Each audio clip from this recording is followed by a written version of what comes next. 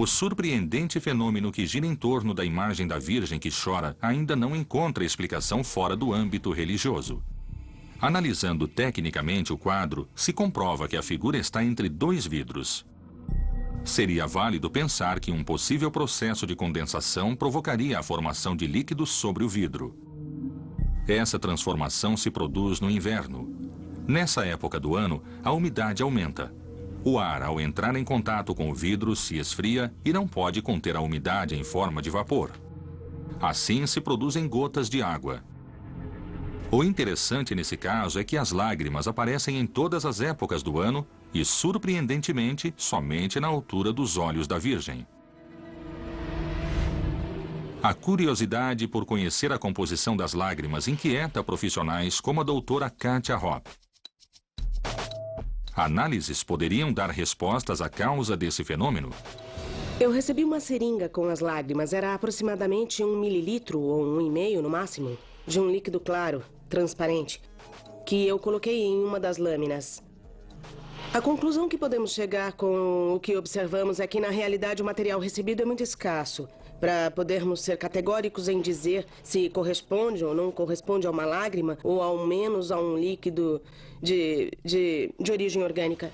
As pétalas também foram analisadas com o fim de comprovar a existência de algum elemento alheio à sua textura natural. O que observamos no microscópio foi a arquitetura totalmente conservada de fibras vegetais. Cabe mencionar que na pétala não se observa nenhum outro elemento exógeno, por exemplo, tinta, que demonstraria que foi utilizada de forma intencional para provocar isso. Tendo em conta os resultados obtidos, pode-se descartar qualquer tipo de manipulação sobre as pétalas. Será essa prova suficiente para estabelecer a presença de um evento sobrenatural? Tomamos nossas decisões baseadas em evidências. Então eu sou contra as pessoas crerem só por crer. O milagre, se as pessoas creem, ele existe. A ciência, os outros podem dizer o que for. Um milagre é um milagre, porque tem esse sentido de uma intervenção que desconhecemos e que teve uma força extraordinária.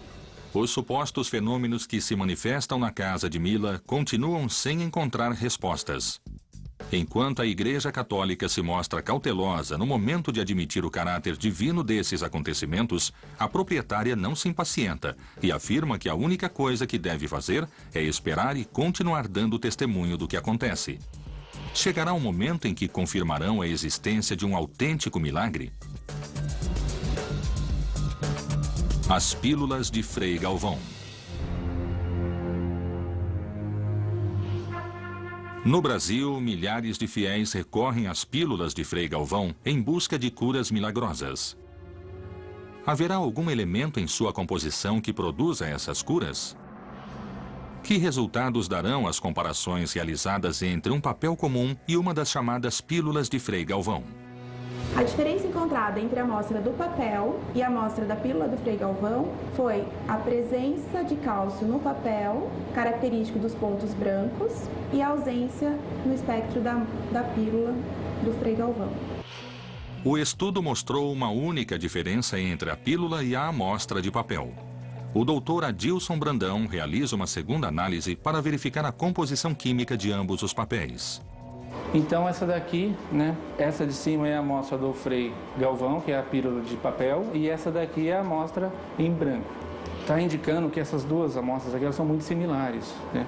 Tem, por exemplo, as mesmas bandas vibracionais que estão aparecendo em uma estão também aparecendo em outras, né? A técnica possui uma limitação em verificar, por exemplo, uma quantidade de elementos ou de substâncias que nós sabemos que pode ter algum efeito terapêutico. O mistério que escondem as pílulas de Frei Galvão parece não encontrar respostas concretas. E casos como o de Sandra confirmariam, segundo os fiéis, um surpreendente poder curativo. Como é possível que um simples papel impresso faça curas? Decifrando milagres.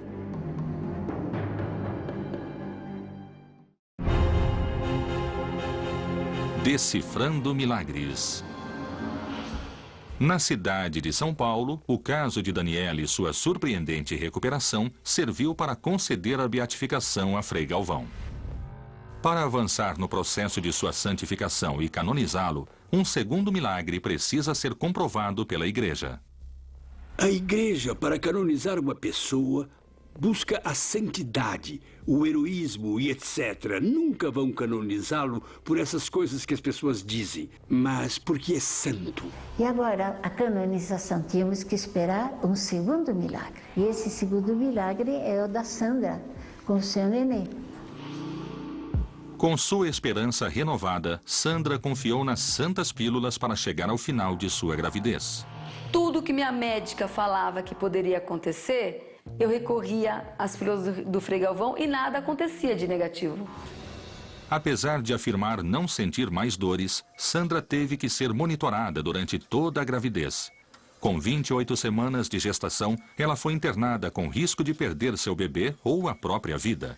Finalmente, pôde completar as 32 semanas e depois de uma delicada cirurgia, nasceu seu filho Enzo.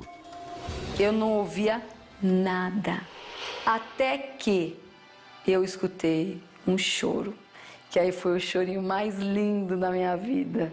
Eu sei que a Sandra viveu, não aconteceu nada do que estava previsto, e o nenê se recuperou, e hoje está aí um bonito menino, ele é de 99 e está com 12 anos. Tenho certeza que milagres existem, e meu filho Enzo é a prova disso. Graças às pílulas milagrosas do Frei Galvão, hoje eu tenho uma família e sou muito feliz. Sandra crê firmemente no poder das chamadas pílulas milagrosas. Poderia algum dia o avanço tecnológico concluir que a fé é a substância que explica essas curas? Ou encontrará outra explicação racional? A ciência atualmente não tenta desqualificar os milagres. Pelo contrário, tenta explicá-los. A fé está acima desse tipo de coisa. A fé está, inclusive, acima do milagre. Os milagres são gerados pela força da fé? Ou é a fé que acaba realizando um milagre? Essa parece ser a eterna questão de fiéis e membros de entidades religiosas. Por outro lado, a ciência tenta dar explicações lógicas a feitos que não deixam de despertar espanto. Desde o princípio dos tempos, o homem tem a necessidade de entender tudo o que o rodeia. Acontecimentos que passam dos limites do natural são o motor que nos impulsiona a querer decifrar a origem de nossa própria existência. Novos casos serão estudados, novos testemunhos darão pistas desse caminho desconhecido. Essas provas bastarão para chegarmos a encontrar essas eternas respostas?